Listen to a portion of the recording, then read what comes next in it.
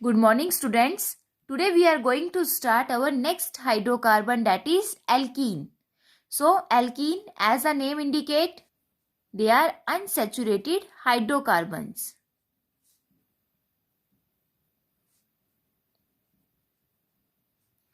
which are containing double bond. Alkenes are also named as olefins because the lower members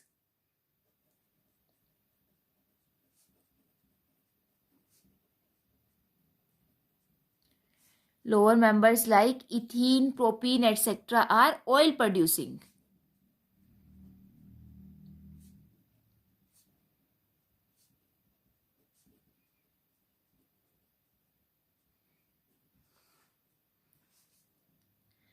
Their general formula CnH2n-2. For example, C2H4, C3H6, C4H8, etc. Next is structure of alkenes. As there is double bond present in case of alkene, so they form pi bond along with sigma bond. ठीक है, पाई bond की ये formation कर रहे हैं. That means one p orbital remain unhybridised in case of carbon atom. ठीक है, अब कार्बन की जो जनरल इलेक्ट्रॉनिक कन्फिग्रेशन है that is 2s2 2p2. This is ground state electronic configuration of carbon. Ground state electronic configuration में carbon 2 unpaired electron contain करेगा, but we know that carbon is tetravalent by nature. So one of the electron of 2s orbital are jump into 2p orbital, empty 2p orbital, and give 4 unpaired electrons. ठीक है, excited state में जो electronic configuration होगी that is 2s1 2p1. अब यहां से पाई bond की formation के लिए one of the p orbital remain unhybridised.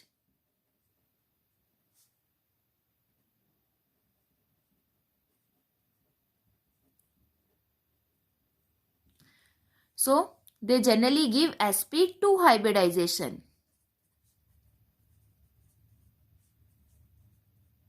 ठीक है, जो एल्केन्स में कार्बन एटम होंगे, the carbon which is joined by double bond is give sp2 hybridisation. तो अगर हम सिंपल इथीन की स्ट्रक्चर लिखे CH2CH2 मोलिक्यूल, तो यहाँ पे जो single carbonite form 3 sigma bond with 2 hydrogen atom and 1 another carbon atom and 1 p orbital remain unhybridized. और जो अनहाइब्रिडाइज्ड p ऑर्बिटल है वो आपस में इलेक्ट्रॉन शेयरिंग करके पाई बॉन्ड की फॉर्मेशन शो करेंगे. और पाई बॉन्ड की जब भी फॉर्मेशन होगी then pi bond give a unsymmetrical electronic cloud. यहाँ पे जो इलेक्ट्रॉन क्लाउड है ये above the plane and below the plane divide हो जाएगा.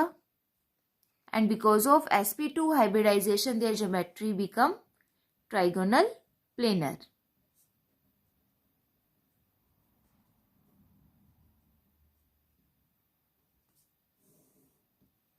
And because of the presence of pi electrons, alkenes are electron rich by nature. electrons rich हैं तो generally they give addition reaction by those reagent which are attracting towards electron, that is electrophiles. ठीक है, तो alkene के case में जो generally reactions हमें मिलेंगी that are electrophilic addition reactions. Now next is isomerism shown by alkenes. Now isomers having same molecular formula but different structural formula. Now on the basis of arrangement of carbon atoms, they show both type of isomer, that is structural as well as stereoisomers. Structural isomer having same molecular formula but different structures. Stereoisomer having same molecular formula but different arrangement of atoms in 3-dimensional structure. Is it clear? So first type is structural isomer.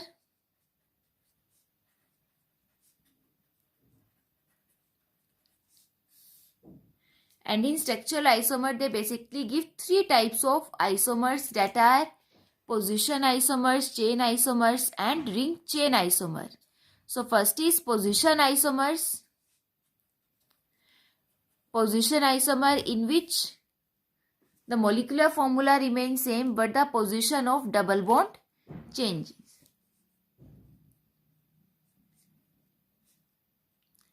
Like in case of butene, there are two possibilities. Maybe double bond are present on first carbon and its corresponding isomer in which double bond is present at second carbon. So when double bond is present on first carbon, then it is named as but1ene, and on second carbon it is named as but2ene.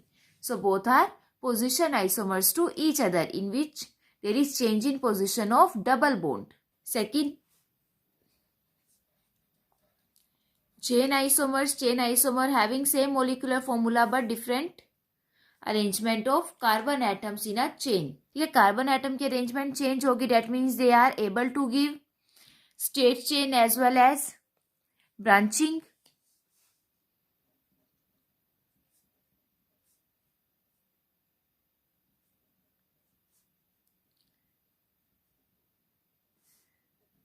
The corresponding chain isomer for pent2ene, ये double bond is present on second position. ठीक है, इसका जब हम corresponding chain isomer लिखेंगे तो यहाँ पे all the 5 carbon atoms are present in a straight chain. यहाँ पे किसी भी एक कार्बन को ब्रांचिंग में दिखाएं.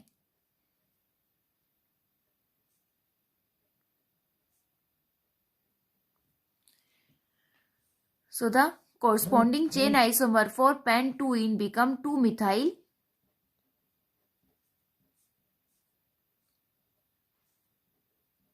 but2ene. Is it clear?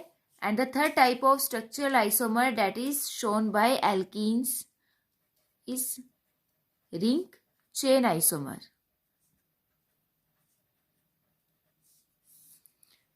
Now, alkenes are ring chain isomer of cycloalkene. Both have same molecular formula, that is CnH2n-2.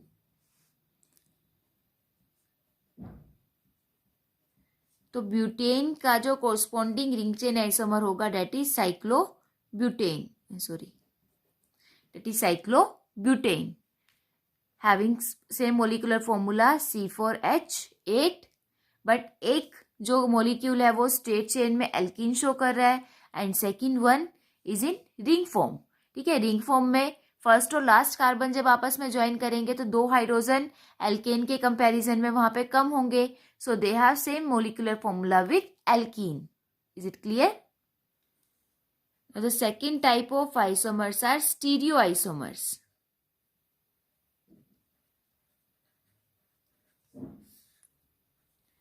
There is different arrangement of atoms in 3-dimensional axis. तो यहाँ पे जो generally they are able to give geometrical isomers.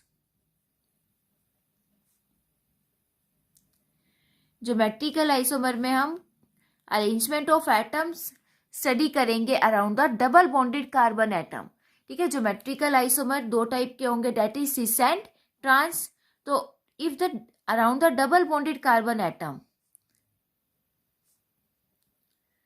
the same type of group are present on same direction, then it is named as cis isomer. And if the same atom or group of atoms are present on different direction or opposite direction, then this is trans isomer. ठीक है, तो ये जो compound होगा that is cis but2ene and this is trans but2ene. ठीक है, geometrical isomer में हम डबल बॉन्डेड कार्बन एटम के अराउंड अरेंजमेंट चेक करेंगे. तो what are the essential conditions for formation of geometrical isomer?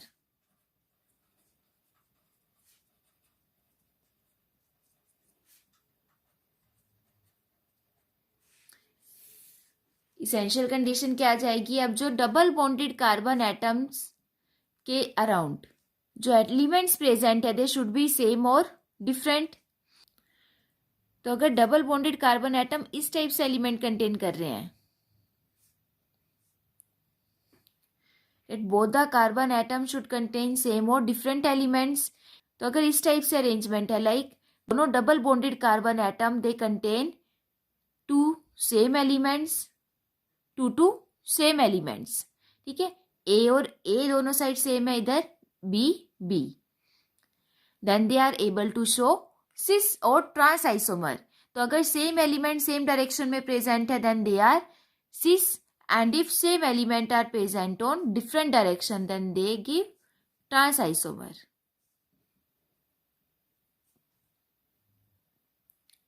But अगर डबल बॉन्डेड जो एक सिंगल कार्बन एटम है, दोनों सेम एलिमेंट सिंगल एक ही कार्बन एटम के साथ अटैच्ड हैं, then they are not able to give, they not able to show geometrical isomers. ठीक है, जो सेम एलिमेंट है वो डबल बॉन्ड के दोनों साइड जो कार्बन एटम्स हैं उन पे प्रेजेंट होने चाहिए, एक ही कार्बन पे सेम एलिमेंट प्रेजेंट नहीं होने चाहिए। अगर एक ही कार्बन पे सेम एलिमेंट प्रेजेंट है then they are not able to show geometrical isomers. Is it clear? Now next is properties of geometrical isomers.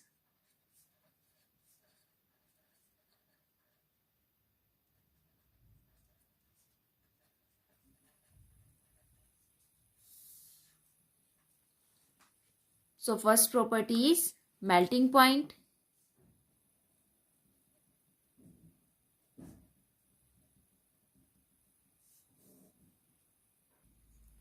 Now melting point depends upon symmetry of molecule. ठीक है, जितना ज्यादा symmetrical arrangement होगा melting point उतनी ही ज्यादा high होगी। तो सिस के केस में both the elements are present in same direction, and in case of trans the atoms और group of atoms are present in opposite direction.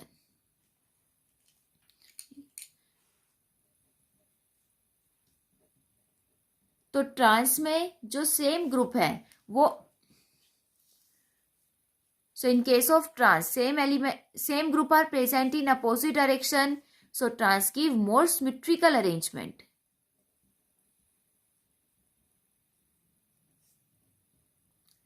ठीक है, ट्रांस के केस में अरेंजमेंट ज्यादा सिमेट्रिकल होगी। सिमेट्रिकल अरेंजमेंट होने की वजह से trans isomers have higher melting point than cis isomers. ठीक है, सिस के केस में जो अरेंजमेंट होगी that is unsymmetrical.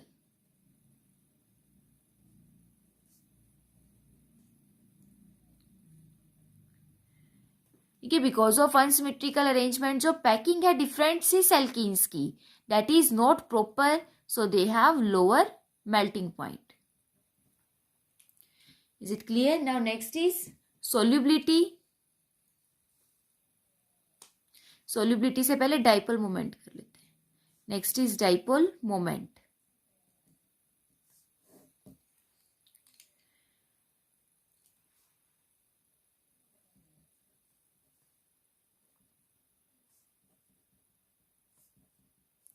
Now dipole moment is a vector quantity, also depend upon the direction of bond formed. तो अब सिस आइसोमर्स के केस में जो सेम एलिमेंट और ग्रुप ऑफ एटम्स हैं they are present on same direction में present होने की वजह से जो डाइपोल मोमेंट बनेगी they are formed in same direction. अब दो बॉन्ड की डाइपोल मोमेंट सेम डायरेक्शन में है, डेट मीन्स कुछ ना कुछ एडिशन होगा। और ट्रांस के केस में bond are formed in opposite direction, so dipole moment cancel out. तो जो ट्रांस की नेट डाइपोल मोमेंट है वो जनरली 0 होगी। So the dipole moment of cis is greater than trans isomers. ठीक है, डाइपोल मोमेंट सिस के केस में हमेशा हाई होगी।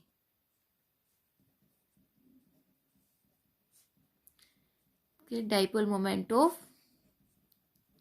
cis isomers are always higher than trans isomer. The next property is solubility.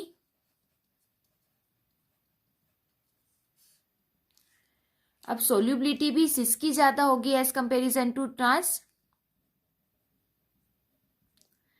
Solubility of cis isomers are greater than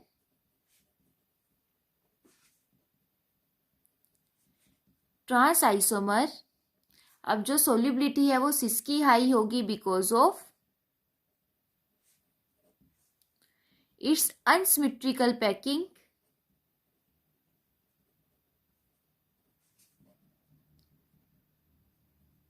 and higher dipole moment. ठीक है, dipole moment ज्यादा होने की वजह से पोलर करेक्टर आएगा. We know that polarity and dipole moment are directly proportional to each other.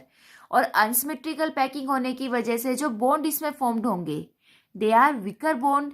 अब weekly ये आपस में एक दूसरे के साथ अटैच्ड होंगे. सो इनके बीच में जो इंटरेक्शंस है, इंटरेक्शंस को ब्रेक करना it become more easier as comparison to trans. So solubility of cis isomers are always higher as comparison to trans isomer. Now next is boiling point. Now boiling point depend upon dipole moment. चलिए ध्यान रखना, boiling point dipole moment के directly proportional होगा. ठीक है, जितना ज्यादा dipole moment होगा उतना ही कंपाउंड पोलर होगा. जितना पोलर होगा उतना ही ज्यादा बॉइलिंग पॉइंट होगा कंपाउंड का. So we know that cis has higher dipole moment than trans. cis का डाइपोल मोमेंट ट्रांस के कंपैरिजन में हाई है. अगर cis का डाइपोल मोमेंट ट्रांस के कंपैरिजन में हाई है सो इट्स कोरस्पॉन्डिंग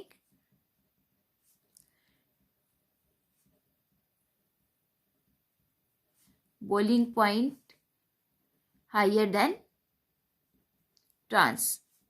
ठीक है, सिस का बॉइलिंग पॉइंट हाई होगा because of its high dipole moment.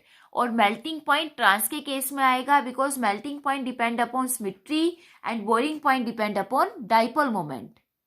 Is it clear? Next is general method of preparation of alkene.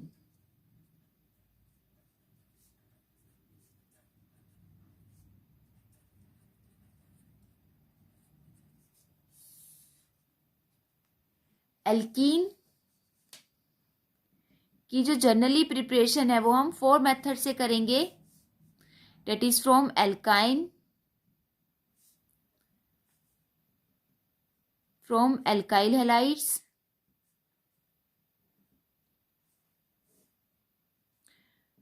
From यहाँ पे ये अलग मेथड भी आ जाएगा एक और, from vicinal dihalides. Vicinal dihalides वो होंगे जिसमें halogens are present on adjacent carbon atom. From alcohol and Kolbe electrolytic method. Total 5 methods.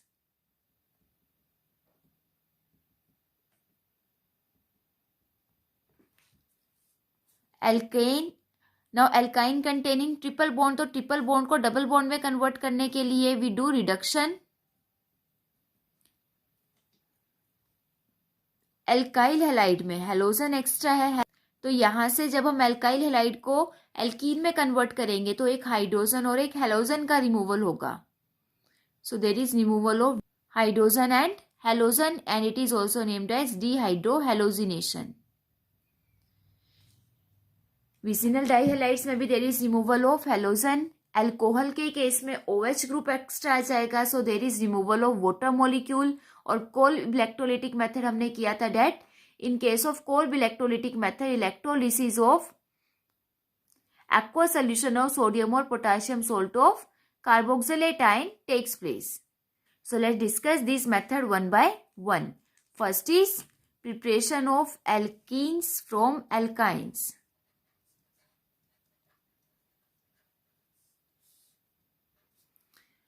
अब ट्रिपल बॉन्ड को डबल बॉन्ड में कन्वर्ट करना है. That means there is addition of hydrogen ठीक है। ट्रिपल को डबल में कन्वर्ट करना है तो हमें यहाँ पे हाइड्रोजन की एडिशन करेंगे। डेट मीन्स इसमें रिडक्शन होगी और रिडक्शन हमेशा in the presence of reducing agent होगी। अब जो रिड्यूसिंग एजेंट हम for the reduction of alkynes use करेंगे, that is palladium in the presence of calcium carbonate, palladium with BaSO4, palladium with sulphur, palladium with quinone. यहाँ पे हम इनमें से कोई भी एक रिड्यूसिंग एजेंट यूज कर सकते हैं। अब यहाँ से palladium with calcium carbonate, palladium with BaSO4, palladium with sulphur and palladium with quinoline, and all these reducing agents are named as Lindral's catalyst। ठीक है, इनको हम Lindral's catalyst कहेंगे। And if we use reducing agent, that is sodium with liquid ammonia, this is again very important reducing agent। तो इस case में जो reduction आएगी that is known as work reduction। तो यहाँ पे जो मेन पॉइंट है that with Lindral's catalyst, Lindral's catalyst के केस में there is always formation of cis alkenes and with weak reduction we always get trans alkenes। ठीक है, अगर सिस एल्कीन की फॉर्मेशन करनी है तो लिंड्राल्स कैटलिस्ट का हम यूज करेंगे and for the formation of trans alkene we always use बिग reduction that is sodium in the presence of liquid ammonia. Like if we have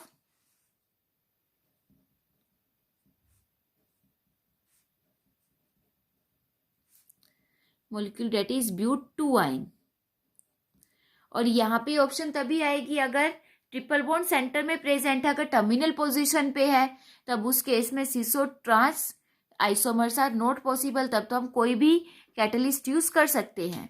तो अब यहाँ पे अगर हम इस केस में ब्यूट-2-ine को रिड्यूस करते हैं, हाइड्रोजन विद प्लेडेनियम, कैल्शियम कार्बोनेट इधर ले लो, बेरियम सल्फेट या सल्फर, हम कोई भी कैटलिस्ट यूज कर सकते हैं and that is known as Lindral's catalyst। So in the presence of Lindral's catalyst, ब्यूट-2-ine is converted into cis-bute-2-ene।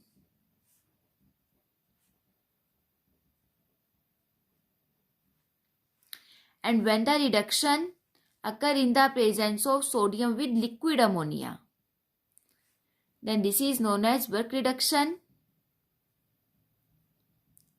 Then ब्यूट-2-ine give formation of trans-bute-2-ene।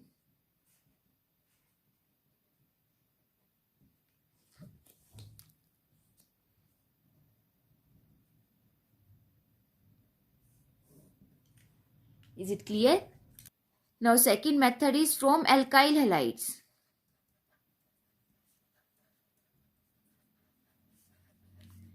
alkyl halide और हेलोएल्केन्स। अब यहाँ पे जो रिएजेंट यूज होगा for the preparation of alkene from alkyl halide, that is alcoholic KOH। Alcoholic KOH either आप इस form में भी आप इसको लिख सकते हो KOH प्लस C2H5OH। ठीक है, C2H5OH इज एल्कोहल, तो जब एल्कोहल की प्रेजेंस में हम इसको लिखेंगे दैट इज एल्कोहलिक KOH। तो यहाँ पे एल्काइल हैलाइड में एक हेलोजन प्रेजेंट होगा। ठीक, अब हेलोजन जिस कार्बन के साथ अटैच्ड है दैट इज अल्फा कार्बन, और उस अल्फा कार्बन के एडजेसेंट कार्बन जो होगा दैट इज बीटा कार्बन। तो in the presence of alcoholic KOH, अब जो हेलोजन है, हेलोजन पोटेशियम के साथ रिमूव होगा, यहाँ पे पॉजिटिव चार्ज की फॉर्मेशन आएगी, और उस पॉजिटिव चार्ज को कंप्लीट करने के लिए, न्यूट्रलाइज करने के लिए बीटा कार्बन अपने कोरस्पॉन्डिंग किसी भी एक हाइड्रोजन का इलेक्ट्रॉन पेयर अपने कोरस्पॉन्डिंग जो अपने एडजेसेंट कार्बन एटम है उसको ट्रांसफर करेगा। तो यहाँ से जो कार्बन हाइड्रोजन बॉन्ड है, कार्बन हाइड्रोजन बॉन्ड ये इस बॉन्ड की तरफ ट्रांसफर होगा और carbon halogen bond completely break हो जाएगा। So it is converted into C double bond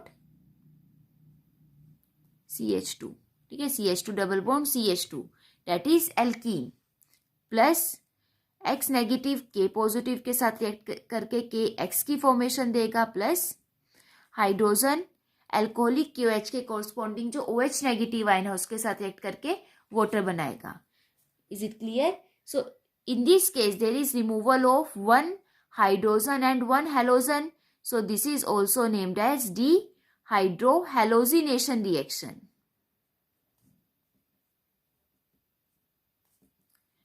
And the hydrogen which is removed from alkyl halide is always occur at beta carbon, and the removal of hydrogen takes place at beta position. ठीक है, हमेशा beta position से ही hydrogen का removal होगा। अब beta position कौन सी होगी? Halogen जिस कार्बन के साथ अटैच्ड है उसके एडजेसेंट जो कार्बन है दैट इज बीटा कार्बन, और हमेशा उसका हाइड्रोजन रिमूव होगा। So this elimination is always named as beta elimination. ठीक है, एल्काइल हैलाइड से जो एल्कीन की फॉर्मेशन होगी that reaction either named as dehydrohalogenation और beta elimination. Is it clear? Now, for example,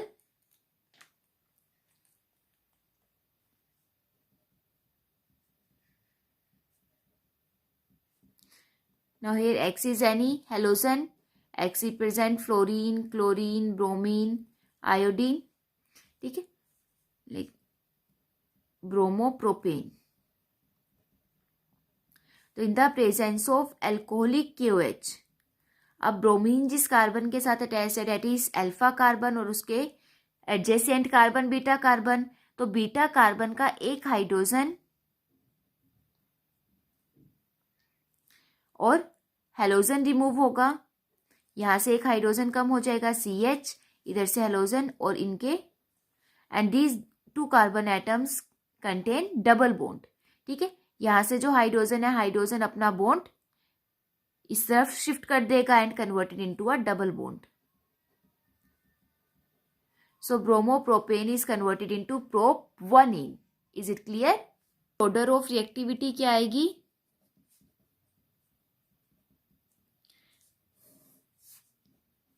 for halogens iodine, जब iodo alkanes होंगे that are more reactive to give alkenes then bromine then chlorine then fluorine. अब iodine के साथ reaction fast क्यों होगी? Because अब जितना ज्यादा लार्ज साइज होगा हेलोजन का, कि यहाँ पे कार्बन हेलोजन बॉन्ड ब्रेक हुआ है, तो जितना लार्ज साइज होगा हेलोजन का कार्बन हेलोजन बॉन्ड उतना ही वीक होगा, बॉन्ड लेंथ उतनी ज्यादा होगी, bond become weak. Bond weak होगा तो बॉन्ड को ब्रेक करना हमारे लिए ज्यादा इजी हो जाएगा।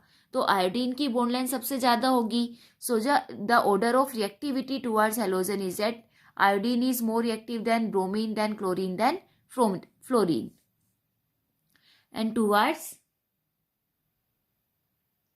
और जो कोरस्पॉन्डिंग एल्काइल ग्रुप प्रेजेंट होगा, एल्काइल ग्रुप के केस में tertiary primary. Is it clear? तो जो टर्शरी एल्काइल्स हैं वो अब इजिली एल्कीन में कन्वर्ट होंगे, then secondary and then primary, and it depend upon the mechanism. ठीक है, यहाँ पे जो इंडक्टिव इफेक्ट के बेस पे जो कोरस्पॉन्डिंग कार्बोकेटाइन आएगा, tertiary carbocation is more stable than secondary than primary. और अब अभी जो हमने एग्जांपल लिया डेट इज ब्रोमोप्रोपेन। अब यहाँ पे जो हमारा हेलोजन प्रेजेंट था, हेलोजन आपका टर्मिनल पोजीशन पे प्रेजेंट था, टर्मिनल पोजीशन के कोरस्पॉन्डिंग हमारा बीटा कार्बन एक ही आएगा, एक ही बीटा कार्बन है तो हाइड्रोजन हम रिमूव करके उसी बीटा कार्बन से हाइड्रोजन रिमूव होगा and it is converted into its corresponding alkene. But अगर हेलोजन हमारा फर्स्ट पोजीशन पे प्रेजेंट नहीं है, हेलोजन कहीं सेंटर में प्रेजेंट है, like this,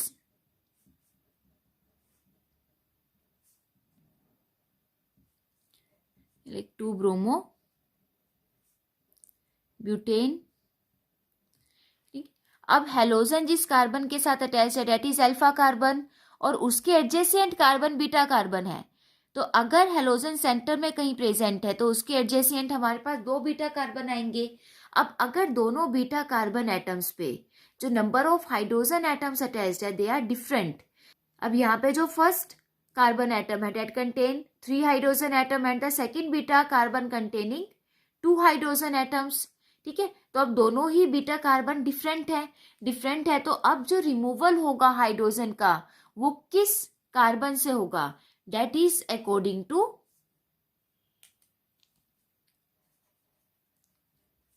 सेडजेफ rule, Saytzeff elimination.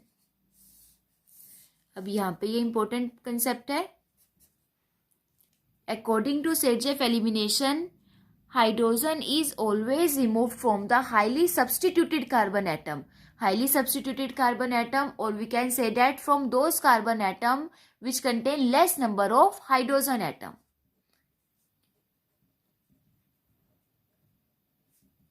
Hydrogen is always removed from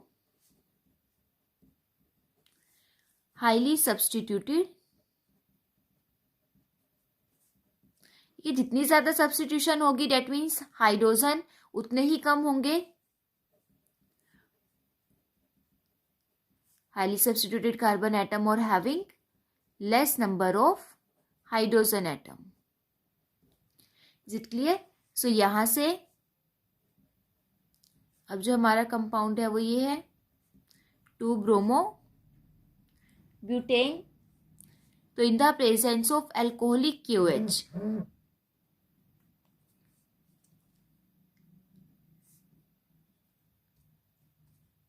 अब अगर हम फर्स्ट कार्बन से हाइड्रोजन का रिमूवल करते हैं तो हमारा प्रोडक्ट बनेगा but 1ene, and when the hydrogen is removed from second carbon,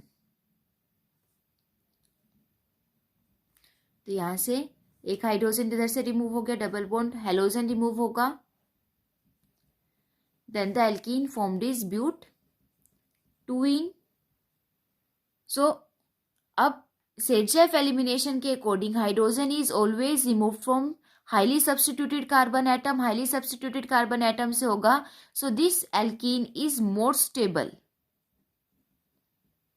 और जो अमाउंट बनेगी उसके कॉरस्पॉन्डिंग वो मैक्सिमम होगी। हाईली जो मोर स्टेबल एल्कीन होगी उसकी जो अमाउंट होगी that is around 80%, and the alkene which is formed from that carbon atom which contain more number of hydrogen atom is less stable and containing only 20%। ठीक है, हम ये नहीं कह सकते कि इसकी फॉर्मेशन होगी नहीं, दोनों एल्कीन बनने की पॉसिबिलिटी है, बट जो मोर स्टेबल एल्कीन होगा that is formed when hydrogen is removed from that carbon removed from the highly substituted carbon atom or the carbon which contain less number of hydrogen atom, and it depend upon its stability। अब यहाँ से अब अगर हम alkene की stability study करें, हमने अभी लास्ट यूनिट में हाइपर कंजुगेशन इफेक्ट किया था, तो अब यहाँ पे देखो जब भी डबल बॉन्ड सेंटर में कहीं पे आएगा तो it contain total 6 alpha hydrogen, और जितने ज़्यादा अल्फा हाइड्रोजन पॉसिबल होंगे उतनी ज़्यादा हाइपर कंजुगेटेड स्ट्रक्चर्स होंगी। और जब हम हाइड्रोजन को लेस सब्स्टिट्यूटेड कार्बन एटम से रिमूव करेंगे तो उस केस में जो एल्कीन बनेगा it contain less number of alpha hydrogen, hyper conjugated structure कम होगी तो उसकी स्टेबिलिटी भी कम होगी। Is it clear? तो जो हमारे वो कंसेप्ट थे वो इन रिएक्शंस में यूज होंगे। तो मोर स्टेबल एल्कीन कब बनेगा? When hydrogen is remove from more substituted carbon atom. Now next is from vicinal dihalide. Vicinal position होगी एडजेसेंट पोजीशन, ठीक है। विसिनल को हम ये भी बोल सकते हैं, that is from 1 two di halo alkene, ठीक है। एक हेलोजन फर्स्ट पोजीशन पे है तो सेकंड हेलोजन सेकंड कार्बन पे प्रेजेंट होगा। For example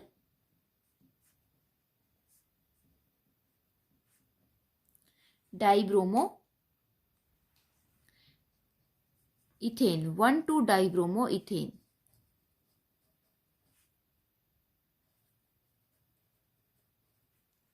Now for the conversion of vicinal dihalide into alkene, we use zinc dust in the presence of methanol, ठीक है। और फर्दर इनको हीट करेंगे, then there is removal of halogen molecule, ये bond इधर से इधर शिफ्ट हो जाएगा and this bond also break down, so there is formation of alkene plus, अब जो X2 का रिमूवल हुआ है वो जिंक के साथ रिएक्ट करके ZnBr2 मोलिक्यूल यहां से बनेगा। Is it clear? So vicinal dihalides are heating in the presence of zinc dust with methanol. Then they are converted into alkene with the formation of zinc dihalides. अब यहाँ से halogen की removal हुई है, so this reaction is also known as dehalogenation. D means removal.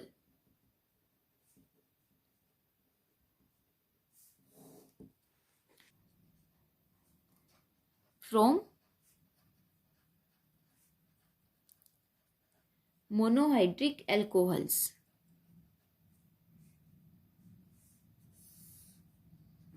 Monohydric alcohol which contain only single OH group.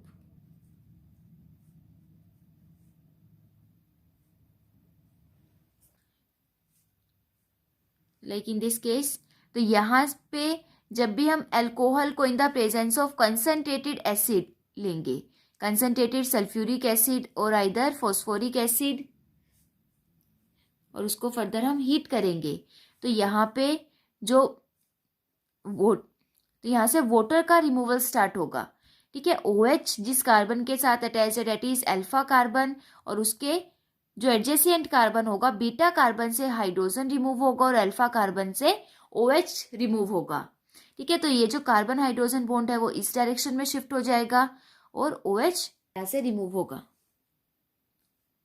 So it is converted into its corresponding alkene plus water, ठीक है। So when monohydric alcohol is heated in the presence of concentrated sulfuric acid or phosphoric acid, then they are converted into alkene with the removal of water molecule, ठीक है। यहाँ पे water molecule का removal हो रहा है, so this is known as dehydration reaction.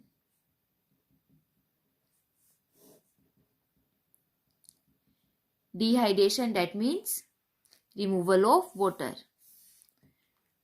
ठीक है।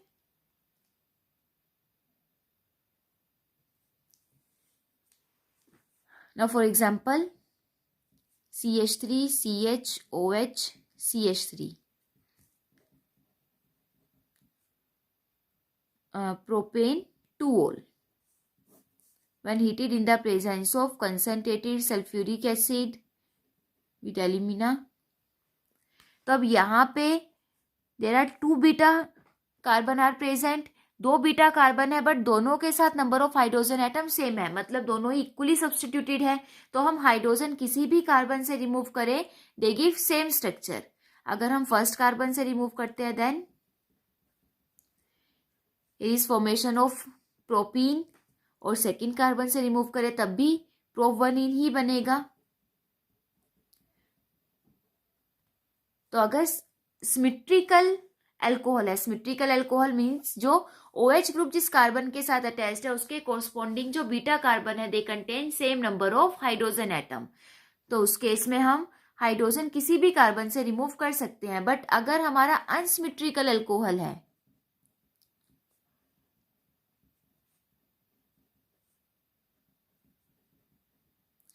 जैसा भी हमने अल्काइल हैलाइड के केस में किया था, अनसिमेट्रिकल के केस में further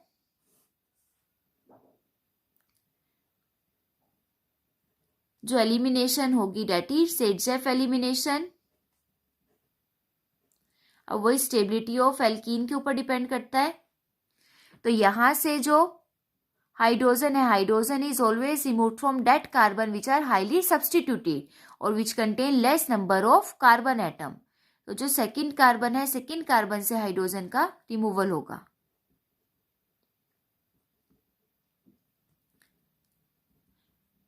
and it give butene. Butene यहाँ पे 80% आएगा।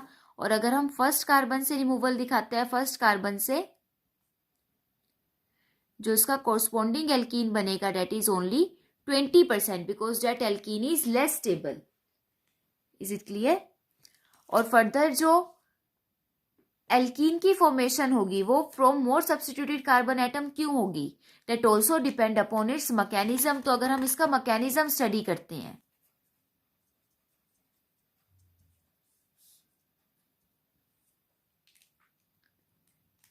मैकेनिज्म में हम सारे स्टेप बाय स्टेप लिखेंगे।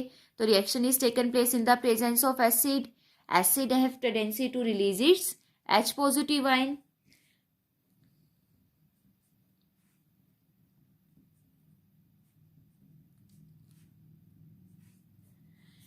Now this H positive ion attack on oxygen of alcohol. ठीक है, ऑक्सीजन के पास इलेक्ट्रॉन पेयर है, एक्स्ट्रा लोन पेयर कैरी करता है and H positive is electron deficient by nature. तो ये इससे इलेक्ट्रॉन पेयर अपनी तरफ अट्रैक्ट करेगा। अब एल्कोहल में जो ऑक्सीजन है वो अपना एक लोन पेयर हाइड्रोजन को डोनेट कर रहा है। डोनेट करने की वजह से it carry positive charge. Now we know that oxygen is electron deficient by nature. ये this is first step. Second step and this step is reversible by nature. First step जो होगा, सेकेंड स्टेप में further अब oxygen electronegative है nature में and if electronegative element carry any positive charge then it become highly unstable. तो ये अपनी stability gain करने के लिए अपने जो कोरस्पॉन्डिंग कार्बन ऑक्सीजन का सिग्मा बॉन्ड है वो गेन कर लेगा and it is converted into its corresponding carbocation with the removal of water molecule. And this step is a slow step और जो slow step होगा that is rate determining step। तो अब rate determining step में carbocation की formation हुई है और कार्बोकेटाइन हमें पता है tertiary is more stable than secondary than primary. तो अगर OH ग्रुप आपका सेंटर में कहीं पे प्रेजेंट है तो हमेशा मोर स्टेबल कार्बोकेटाइन की वो फॉर्मेशन करेगा। तो उस केस में highly substituted carbocation are more stable according to inductive effect. Is it clear? And in third step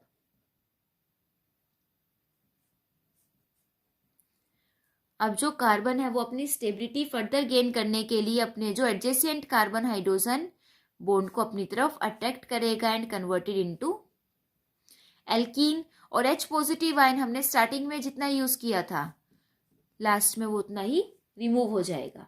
ठीक है, and this step is a fast step. So this is the step wise mechanism for the formation of alkene from monohydric alcohol. Is it clear? And this method is also used in laboratory. So this is the laboratory method of preparation for alkene.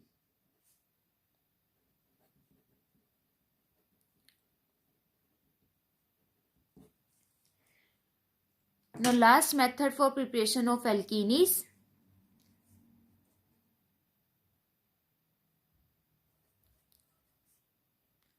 from sodium or potassium salt of carboxylic acid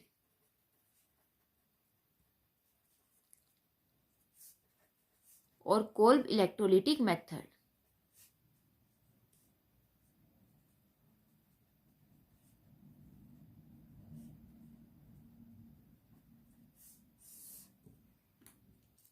Kolb electrolytic method same होगा जैसे हमने alkene के case में किया था, सिर्फ difference क्या आ जाएगा, अब हमें यहाँ पे कार्बन डबल बॉन्ड कार्बन बनाना है।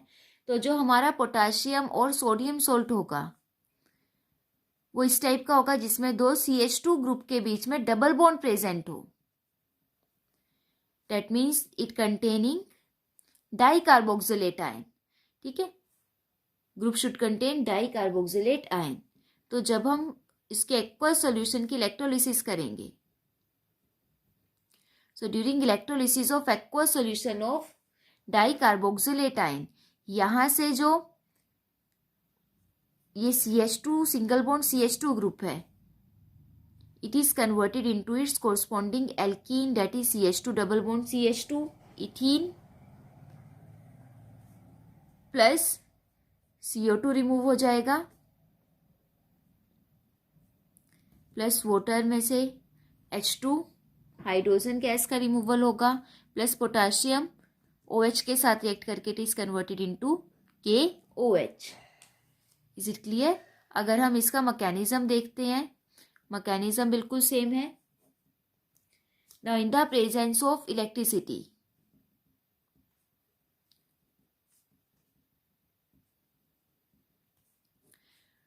जो कोरस्पॉन्डिंग सोल्ट है, it is converted into its corresponding ions, that is carboxylate ion and potassium ion, and water in the presence of electrical current is converted into H positive and OH negative ion. अब यहाँ पे हमारे दो positive ion बने, दो negative ion, तो अपने जो कोरस्पॉन्डिंग इलेक्ट्रोड्स की तरफ एक ही आयन मूव करेगा and that depend upon their discharge potential value.